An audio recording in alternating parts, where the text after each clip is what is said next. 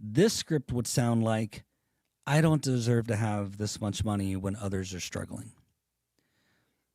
If someone grows up in an affluent home, but is taught that others are less fortunate, they may develop a guilt-based relationship with money. This is not all that different than when we were kids and you didn't want to finish the last couple of bites of food, and your parents would say, "There are starving kids in China."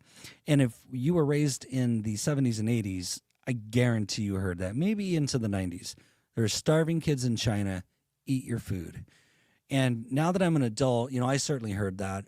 And I think about it and I'm like, this doesn't make sense because if I eat my food, it doesn't solve the problem. It doesn't stop the kids in China from starving. And why are the kids in China starving? What's going on? And anyway, or kids in Africa, right? Because in that time period, it was Somalia and Rwanda and places like that where there was war, civil war, and a lot of famine and such. So anyway, back to I don't deserve to have this much money when others are struggling.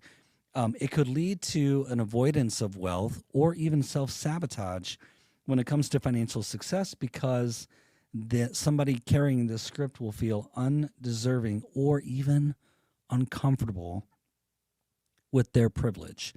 Now, this could lead to somebody who over donates or over gives to charities and things like that, which is not a bad thing.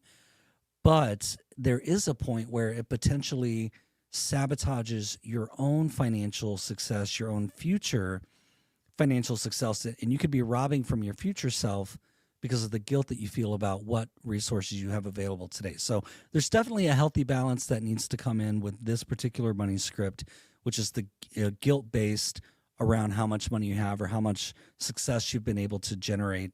And I think the healthy way to do that is to think about how you can use that as a tool to help others while also being sure that you're helping yourself in the process.